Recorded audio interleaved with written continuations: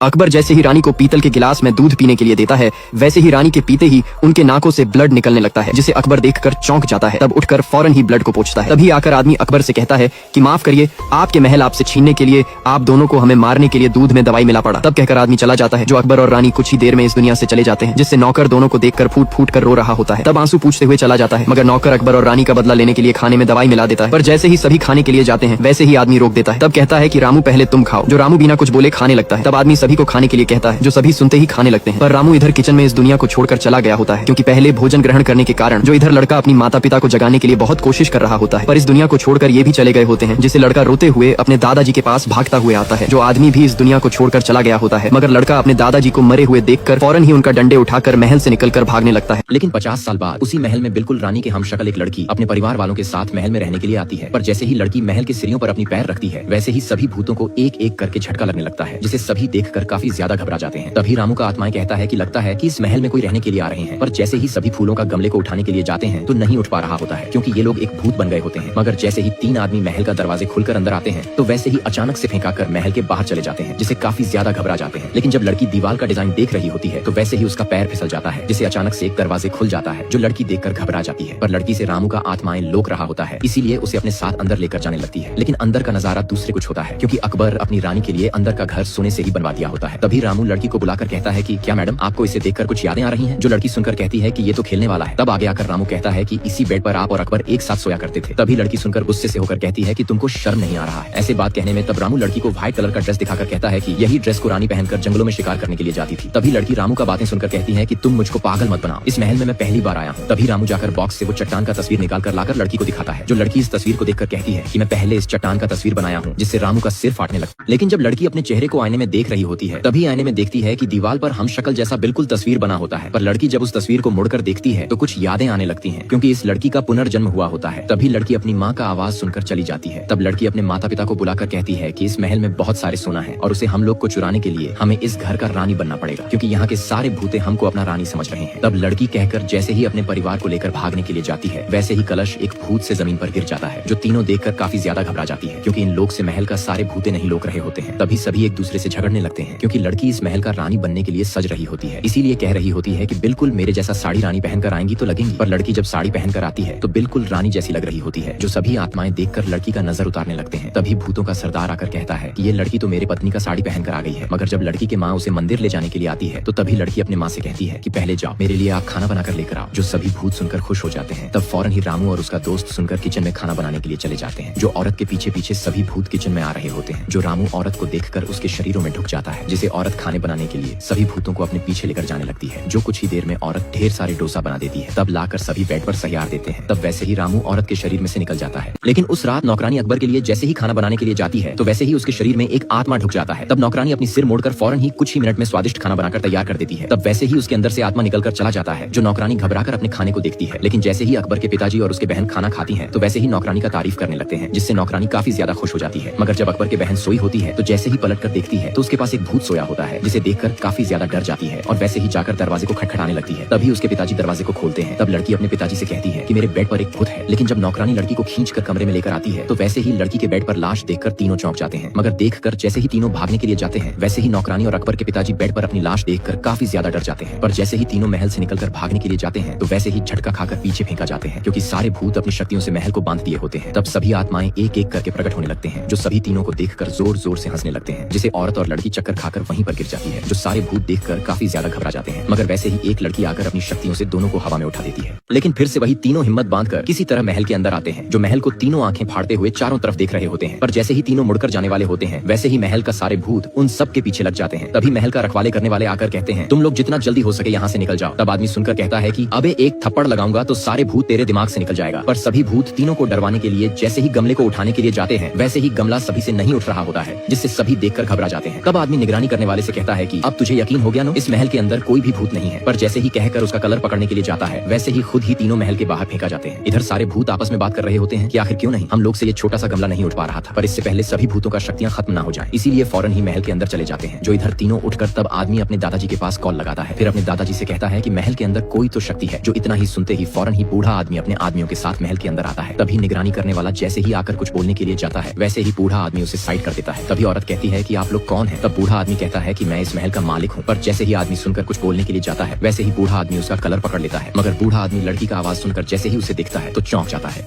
आदमी देखता है कि चांदी का कलश हवा में उछलते हुए जा रहा होता है, जो देखकर काफी ज्यादा घबरा जाता है क्योंकि सभी आत्माएं आपस में मिलकर उस चांदी के कलश से खेल रहे होते हैं। पर आदमी चांदी के कलश को हवा में रुके हुए देखकर वैसे ही डरकर चिल्लाते हुए दौड़कर भाग जाता है। तभी दो छोटे आत्माएं हंसते हुए आकर कहते हैं कि आज हम दोनों इन लोगों को महल से किसी तरह भगा कर रहेंगे। जो रामू सुनकर दोनों का बात वहीं पर मायूस होकर बैठ जाता है। तब सभी से कहता है कि आज अमावस्या की रात है और हम लोगों को किसी तरह करके लड़की को महल के अंदर वापस लेकर आना होगा, तभी हम लोग आजाद हो सकते हैं। जो सभी रामू के बात सुनकर हाँ कर देते हैं। तब सभी अपने अपने कमरे में सोने के लिए चले जाते हैं। तभी भूत अपने पत्नी के साथ कमरे में आकर देखता है कि आदमी उसका चमचमाती हुई ड्रेस पहन लिया होता है। तब आदमी तलवार निकालकर खुशी से होकर भाजने लगता है। तभी भूतनी अपने पति से कहती है कि जाइए ना, उस आदमी को तलवारबाजी में हरा कर आ जाइए। मगर जैसे ही भूत सुनकर जाता है तो वैसे ही आदमी भूत पर तलवार से हमला करने लगता है, पर किसी तरह भूत अपना हथियार बचा लेता है, जो देखकर भूतनी चौंक जाती है। पर जैसे ही भूत तलवार निकालकर आदमी पर हमला करता है तो वैसे ही आदमी हवा में तलवार देकर फौरन ही डरकर भाग जाता है। इधर औरत सभी आत्माओं को महल से भगाने के लिए पर जमींदार पहाड़ को बेचने के लिए दूरबीन से देख रहा होता है। तभी उसका छोटा भाई कहता है कि भैया इस पहाड़ को कौन खरीदेगा, जो पागल होगा वही लेगा। तब जमींदार कहता है कि देखना, मैं इस पहाड़ को बड़ी से रकम में बेचूंगा। जो अगले दिन उस पहाड़ को खरीदने के लिए कुछ बिजनेसमैन आए होते हैं। तभी एक आदमी कहता है कि मैं उस पहाड़ को पूरे 500 रुपए देने के लिए तैयार हूँ। तब जमींदार सुनकर कहता है कि 1000 रुपए से एक भी कम नहीं होगा, जो कुछ बिजनेस वाले आदमी का मजाक बना देते हैं। तभी रामू उठकर कहता है कि मेरे राजकुमार उस पहाड़ को 1500 रुपए देने के लिए तैयार है। जो सभी सुनकर चौंक जाते हैं और वैसे ही सभी अकबर को देखकर उठ जाते हैं। तब आदमी कहता है कि ये पहाड़ अब राजकुमार के झोले में जाता है। पर अकबर जमींदार को पैसे देने की जगह पर एक चमचमाते हुए आम दे देता है। जो जमींदार आम को लेकर खुश हो जाता है, लेकिन जमींदार आम को चाकू से काटने लगता है कि आखिर उसके अंदर क्या है। पर जब आकर जमींदार देखता है तो चौंक जाता है क्योंकि अकबर उस आम को खा लिया होता है, जो देखकर जमींदार काफी ज्यादा गुस्सा हो जाता है। लेकिन कुछ ही दिन में रानी एक बच्चे का जन्म देने वाली होती है, इसीलिए अकबर और रामू किचन में रानी के लिए खाना बना रहे होते हैं। पर जब आकर रानी खाने वाले बेड पर देखती है तो काफी ज्यादा खुश हो जाती है क्योंकि अकबर बेड को खाने की थाली से